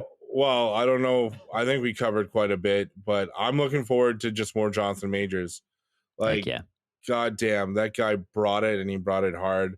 I also find that this movie kind of really legitimizes Ant-Man as a character in the MCU. Mm-hmm. I'm not sure where it ranks for me for, let's say, Ant-Man movies, but it's enjoyable to me. So no, I really enjoyed myself. I think it's a strong first chapter to Phase 5. And if all the other movies that are coming in this phase bring it like this one, then fuck, we're in for a good phase, man. And I think we're in for an entertaining phase. Yeah. So. Hell yeah. I mean, we all shook off the sadness that was Endgame, and we all mourned for an entire phase. Mm-hmm. Let's bring on some fucking joy. Yeah. Oh man. I say yes, let's bring some joy, but then I just start thinking of that Guardians of the Galaxy Volume 3 trailer, and I'm like, okay, maybe let's see some joy in the Marvels. Maybe that's where it'll be fun and happy. Just because it's the last Guardians of the Galaxy movie that we're gonna see doesn't mean it's the last of all of those characters. Oh, not even that. I just think that movie's going to be very emotionally taxing. Yeah. Like just in case you haven't seen trailers, I don't want to say anything. No, I saw the trailers. So yeah. So just like with Rocket's backstory, that's tragic, and seeing him getting reunited with his lost love to, you know, we're definitely going to see probably Drax die and maybe another Guardian die. And I don't know. I just think it's going to be very emotionally difficult, but it's James Gunn. He delivers with a good mix of comedy and everything. I honestly, I have every faith in James Gunn. 100%. So I can't wait. Heck yeah, man. Where can the good folks at home find you or your podcast? Well, they can find me in Halifax, Nova Scotia. Just ask for Tom and I'll come running. But you can find the podcast on any podcast platform. We do prefer either the Apple or the Spotify. Give us some rankings and reviews, all of 5 stars if you can. But also, like, shoot us an email at the number 2 sides of the story at Gmail, 2 sides of the story pod at gmail.com. You know, we read our emails. We'll give us hypotheticals, give us questions. Like Sean and I, like, we'll debate over whatever you want us to debate over. You can find us over on Instagram at 2 sides of the story pod. I think we also have a TikTok. Sean runs at 2 sides of the story pod. Yeah, man. And then periodically I guess on this show. I feel like I'm you can also find me on our Earth 894 podcast whenever a movie release comes out. You have Mr. Marvel's Minutes for predictions. You have Thomas for the aftermath. So, oh my God, well, that's perfect. I think you know what we might do. We might give you Maybe we'll do something to do with scrolls or something. I don't know. I'm working on a theme for a scroll watch. I had an idea for you actually, because you know how you ongoingly say that I'm the nicest guy in podcasting. It's the Thomas's complimentary corner where I just say nice things to you for like the tail end of your podcast. I won't say no to that one. I won't say no. We'll find something very special, but I think another honor aside from the theme is if we put because we're still doing some maintenance to our website. We're going to do playlists and everything of our episodes and yada yada collections. When we do you get your own tag or category. Here's a playlist of all the Tom Sides episodes, Mr. Marvel episodes. Freaking every time we talk about Wong as Wayne the Conqueror, we're gonna have some wild... That has been since I've been on the first time and has continued ever since. It's never gonna die. Even when Wong is out of the MCU, it's never gonna die. Yeah, never gonna die. So hell yeah, man. The one thing I will say before we depart here, I need to say one of my favorite moments too of actually seeing the movie. We brought our good friend Connor to actually see the movie with us. He did a really cool episode with Louis titled MCU, where they talked about Namor, Black Panther, Ant-Man. Because Ant-Man is actually pronounced Namor. Namor. Finding Namor. One of my favorite things from that episode. That was a great bit. I enjoyed that episode a lot. Yeah. But Ant-Man is actually Connor's favorite hero in the MCU. Yeah. This dude, when the ants came rushing in to fight Kang, he legit, who was sitting next to me on the left, he legit did one of like those cool, like, fist pump kind of things. Like, I love that. Yeah. He was like, I loved it. Shout out to Connor if you get a chance to listen to this episode. That was a highlight, top 10 of seeing a Marvel movie. I love enthusiasm at the movies. I really do. Like, I think I would love to watch a movie next to Louis, because Louis he likes to cheer. And I think we talked about it once, but like I would love to make the trip for Kang Dynasty or Secret dude, that'd Wars. be fun. We'll do a meetup. We'll do something. Yeah, I think that'd be fun to do. I would like to make that happen. If movie theaters and stuff, and if we can get, I don't know, we got some listeners, but if we can be like huge by the time that movie comes out, I'll rent a theater for the fans. I'll rent a theater for if we can do it for Kang Dynasty or at least Secret Wars. Ballsy move, buddy. I like it. I'll rent a theater. It's not that bad. I'll do it. We'll do it free to come to. You just gotta donate to a charity or something to reserve your spot. If and that's me like speaking naively of we get that many people. Blah, now that we're huge. Yeah, now that we're huge. Fat cats on our advertisement money. JRE Earth 894. There you go. This is brought to you by Manscaped. Totally kidding, guys. But thank you so much. If you have any feedback you want us to share on the next episode or two about Ant-Man and the Wasp Quantumania, you can easily do so by reaching out to us at earth894podcast@gmail.com. Hit us up on a social or just talk in the channel on our Discord. We got plenty of ways to engage and everything. Multiverse of March Madness is going to be here before you know it. It's inevitable, just like Thanos said.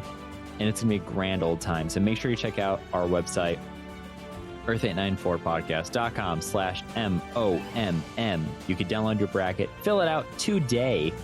And we have some cool stuff where you take some screenshots of the bracket and tag us or send it to us, whatever you want to do. And we'll get you entered in for a giveaway towards the end based on predictions and correctness. We've been Earth 894 Podcast. We'll be here next time. Make sure you give us a review if you like this episode and all that fun jazz, yada, yada, yada. You know the drill. Show some love. We appreciate it. It goes a long way. But this has been our episode, so we will be back next week, kicking off officially with Multiverse of March Madness coverage. So until then, guys. Bye. Thank you.